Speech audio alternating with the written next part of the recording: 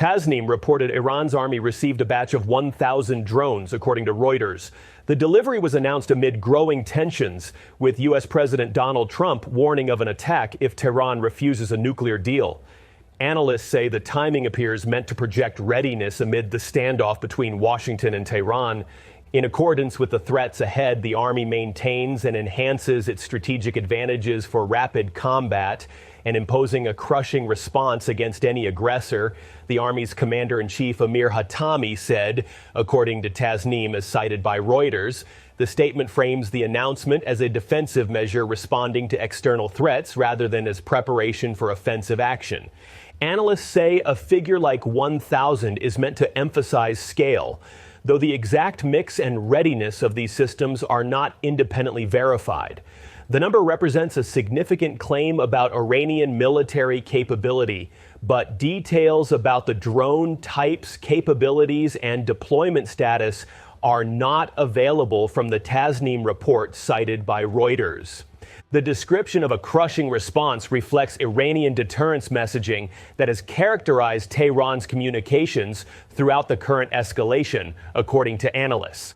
By emphasizing the consequences any attacker would face, Iranian officials aim to discourage military action while demonstrating resolve. Commander Amir Hatami's statement emphasized that the Iranian army is maintaining and enhancing its strategic advantages, according to the Tasnim report cited by Reuters. Analysts often describe Iran's drone and missile posture as aimed at offsetting conventional disadvantages against adversaries with superior air power and precision weapons. The reference to rapid combat is notable because it suggests these drones are intended for scenarios requiring quick deployment and employment rather than extended preparation, according to analysts interpreting the statement. This capability would be relevant in any conflict where Iran needed to respond quickly to attacks on its territory. The framing of these capabilities as responses to threats ahead reflects Iran's consistent characterization of its military investments as defensive in nature, according to Iranian official statements. Iranian officials have long argued that their military development is a response to external pressure and threats, rather than preparation for aggressive action. The delivery of drones to the Army specifically, as distinct from the IRGC, which operates its own drone programs, indicates the conventional military forces are also being equipped with these capabilities, according to defense analysts. This distribution across different military branches suggests a comprehensive approach to drone warfare, though details cannot be independently verified. Al Jazeera reported Iranian sources described the drones as newer models developed after last year's conflict, but those details cannot be independently verified. This characterization suggests the drones represent lessons learned from recent experience rather than older systems being delivered in quantity, according to the reporting. The claim of development following last year's conflict, if accurate, would indicate that Iranian military planners studied that experience and identified capabilities that needed improvement or expansion, according to analysts. The relatively short timeline from conflict to delivery would suggest prioritization of drone development within Iranian military planning. However, these characterizations come from Iranian sources cited by Al Jazeera's correspondent and have not been corroborated by independent defense analysts or verified through other means. The specific capabilities, numbers, and readiness of the drones remain unclear from publicly available reporting. The description as strategic drones suggests systems intended for significant military effect rather than purely reconnaissance or surveillance purposes, according to analysts. Strategic designation typically implies weapons delivery capability or other functions that can affect the course of military operations, though these characterizations cannot be independently confirmed.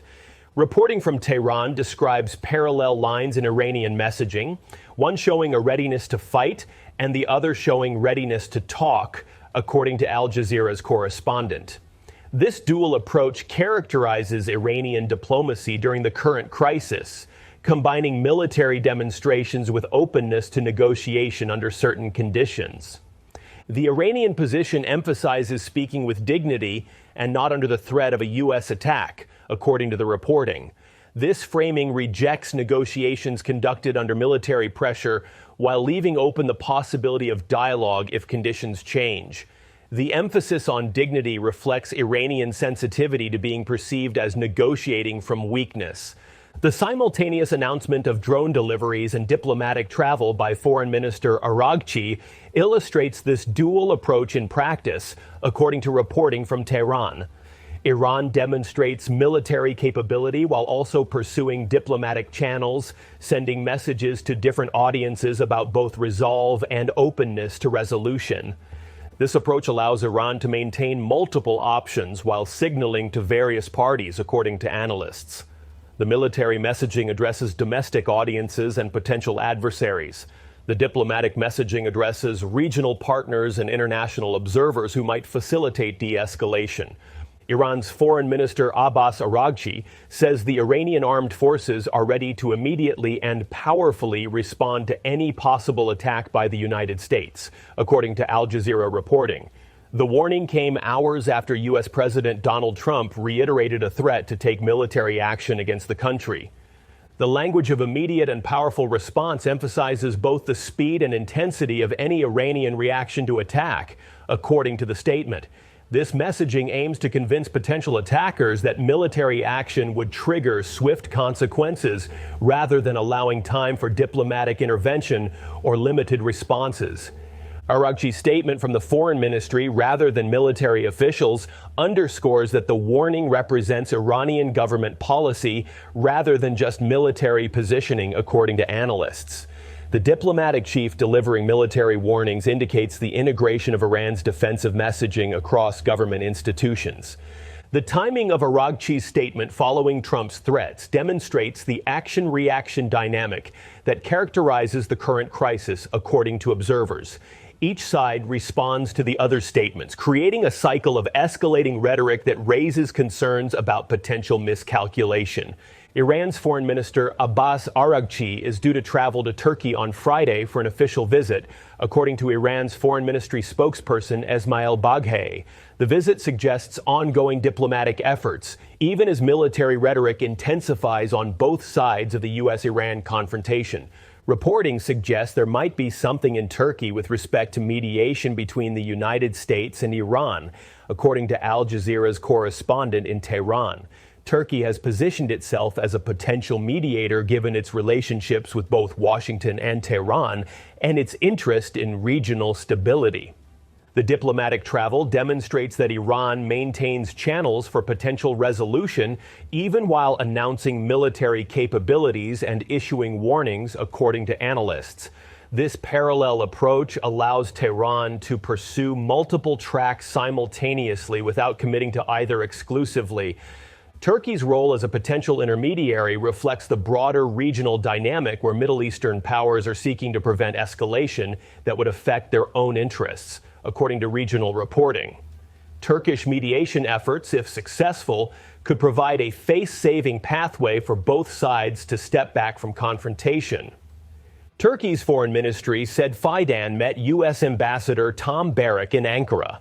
No further details were provided about the discussions, according to the ministry statement. The meeting comes as Turkey positions itself as a potential mediator in the U.S.-Iran crisis.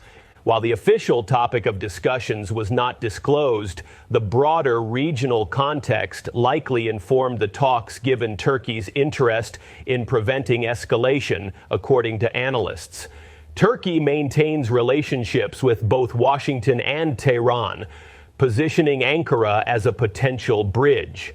Turkey's diplomatic engagement with both the United States and Iran reflects Ankara's position as a regional power with relationships across different camps, according to regional analysts. This positioning allows Turkey to potentially facilitate communication even when direct channels between Washington and Tehran are strained. The timing of American diplomatic engagement with Turkey alongside Araghchi's planned visit suggests coordinated or parallel efforts that could eventually connect, according to analysts. Whether these separate diplomatic tracks converge into actual mediation remains uncertain, but represents one possible pathway toward de-escalation. Pakistan's foreign ministry says Deputy Prime Minister and Foreign Minister Ishaq Dar has spoken with Iran's Foreign Minister Abbas Araghchi amid rising regional tensions. The ministry said Dar expressed concern over the evolving regional situation and stressed that dialogue and diplomacy remain the only viable way forward. Both leaders agreed to remain in close contact as developments continue, according to Pakistan's foreign ministry statement posted on social media. The commitment to continued communication reflects the concern among Iran's neighbors about the potential consequences of escalation. Pakistan's position, emphasizing diplomacy, reflects the perspective of a neighboring country that would face direct consequences from any conflict, according to regional analysts. Instability in Iran could affect Pakistan through refugees, economic disruption, and potential spillover of violence across their shared border. The characterization of diplomacy as the only viable way forward represents a clear statement against military options from a regional perspective. Pakistan's message adds to the voices from the region urging de-escalation and negotiated resolution rather than military confrontation. India's embassy in Tehran said its deputy NSA held consultations with senior Iranian officials. Details of attendees vary by reporting. The visit is seen as a notable diplomatic signal as regional tensions continue to rise, according to reporting on the diplomatic activity. The high-level meetings indicate the seriousness with which India views the current situation, according to analysts. India has historically maintained working relationships with Iran despite American pressure, reflecting its own strategic calculations about regional engagement. The visit comes as India seeks to maintain ties with Tehran while balancing its relations with the United States and other Western partners, according to reporting on the diplomatic activity. The balancing act reflects India's position as a country with interests in multiple directions. India's engagement reflects concern about regional stability and its own interests in the area, including energy relationships and the Chabahar port project, according to analysts. A conflict between the United States and Iran would complicate India's regional position and potentially affect its economic interests. Russian President Vladimir Putin has told his UAE counterpart, Mohammed bin Zayed Al Nahyan, that Moscow is closely monitoring the situation in Iran, and he wants to discuss it with him in Kremlin talks. Putin's comment came at the start of Thursday's talks with the UAE president, whose country recently hosted peace talks between Russia and Ukraine. The Russian interest in discussing Iran with the UAE reflects Moscow's concern about potential American military action and its implications for regional stability, according to analysts. Russia maintains relationships with Iran and has interests in preventing unilateral American military action in the region.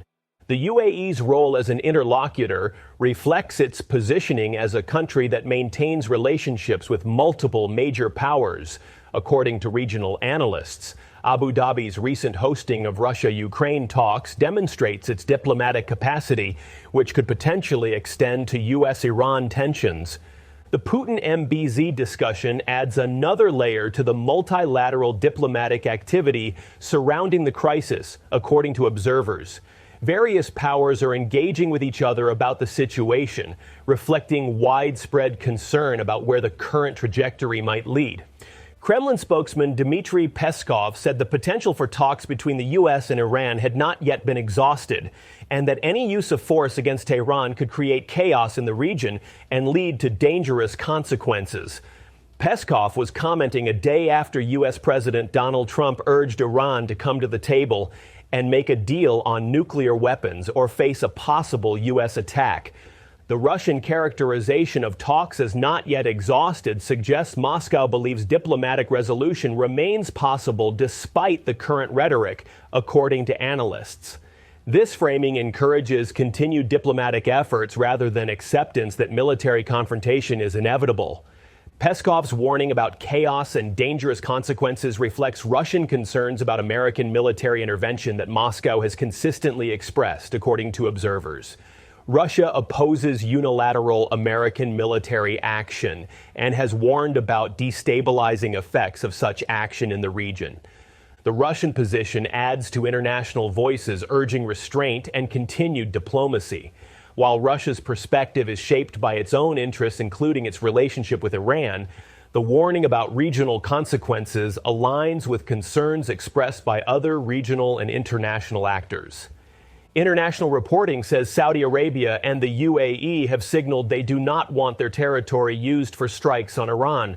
These signals from major American allies in the region have implications for any potential military operations and the geography of any conflict. The positions taken by Gulf states reflect their own calculations about regional stability and their relationships with both the United States and Iran, according to regional analysts. The willingness to publicly signal limitations on cooperation with potential American military action represents a notable development in regional dynamics.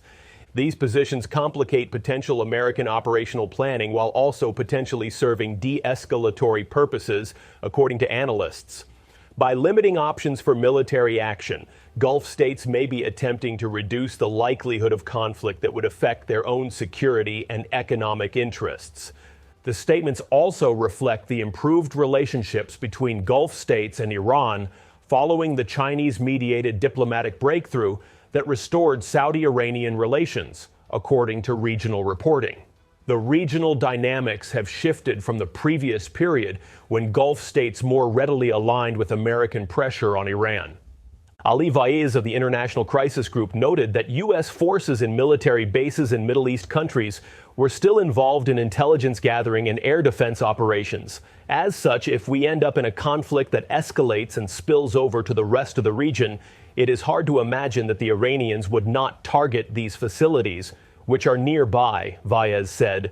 The analysis highlights the difficulty of maintaining neutrality for countries hosting American military facilities, according to the International Crisis Group assessment. The Gulf states' statements refusing territorial access for attacks represent attempts to distance themselves from potential conflict. And however, the presence of American military infrastructure creates exposure that diplomatic statements alone cannot eliminate, according to the analysis. This dynamic creates complicated calculations for Gulf states that depend on American security guarantees, while also seeking to avoid being drawn into conflict with Iran.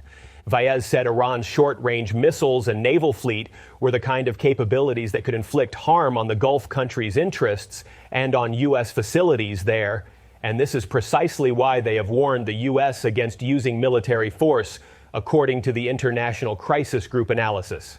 Vaez warned that toppling Iran could create a large-scale failed state scenario with spillover risks, according to the International Crisis Group analysis.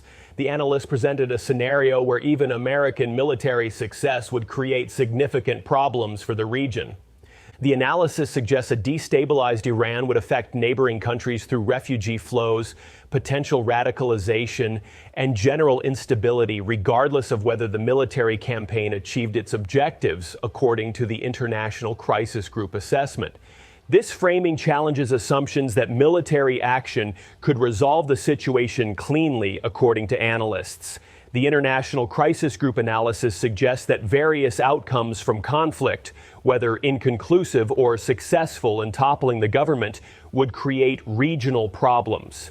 The warning about potential consequences underscores the scale of considerations that regional planners must weigh, according to analysts. Iran's large population means that instability would have massive humanitarian and security implications for the entire region. Middle East countries are doing their best to contain U.S.-Iran escalation, according to reporting on regional diplomatic efforts. The various diplomatic initiatives from Turkey, Pakistan, India, and others reflect widespread concern about where the current trajectory might lead. The regional response demonstrates that countries across the Middle East and beyond view the U.S.-Iran tensions as a threat to their own interests, according to analysts. The multilateral diplomatic activity suggests recognition that escalation would have consequences extending far beyond the immediate parties. The containment efforts include direct communication with both Washington and Tehran, mediation offers, and public statements urging restraint, according to regional reporting. These various approaches reflect different countries' relationships and capabilities, but share the common goal of preventing military conflict. Whether these regional efforts will succeed depends on decisions in Washington and Tehran that remain uncertain. The diplomatic activity creates potential pathways for de-escalation, but cannot guarantee that either side will choose to take them. U.S. President Donald Trump warned this week that time is running out for Iran to return to talks to reach a new deal on its nuclear program, according to reporting. Trump claimed the fleet was larger than one he previously sent toward Venezuela, using dramatic language to pressure Iran. The comparison to the Venezuela deployment is notable because it references a previous show of force, according to analysts. The dramatic language serves American purposes by keeping Iran uncertain about American intentions and potential actions. The time is running out framing creates urgency that may be intended to pressure Iran toward negotiations or may reflect actual timelines for military planning, according to analysts. The ambiguity serves American purposes by keeping Iran uncertain about deadlines. Trump's statements continue the pattern of combining threats with calls for negotiation that has characterized American policy during this crisis, according to observers. The approach aims to pressure Iran into accepting American terms while maintaining the option of military action if diplomacy fails. Iran's position remains that it is willing to engage diplomatically, but not under the threat of attack, according to reporting from Tehran.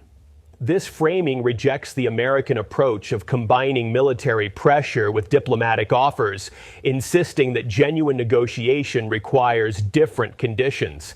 The emphasis on dignity reflects Iranian sensitivity to domestic and international perceptions of weakness, according to analysts. Iranian leaders face audiences that would view negotiation under threat as capitulation, constraining their flexibility even if they might otherwise be willing to engage.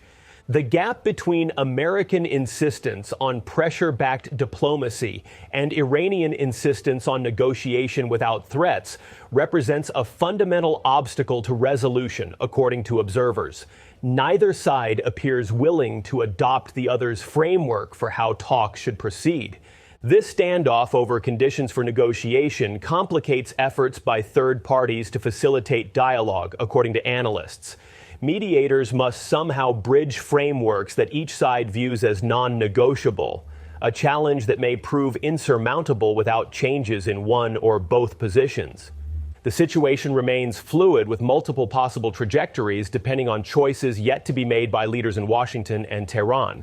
The drone delivery announcement, diplomatic travel, and regional engagement all continue while the fundamental standoff remains unresolved. The parallel tracks of military demonstration and diplomatic engagement reflect uncertainty about which approach will ultimately prevail, according to analysts. Iran maintains both options, preparing for conflict while pursuing channels that might avoid it.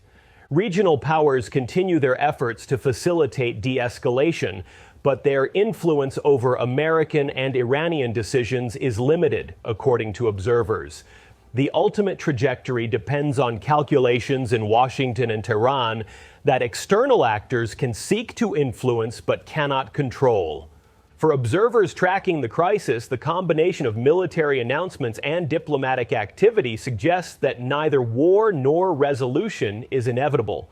The situation remains at a critical juncture where decisions in coming days and weeks could push toward either outcome. The drones reported by Tasnim represent one element of a complex picture where military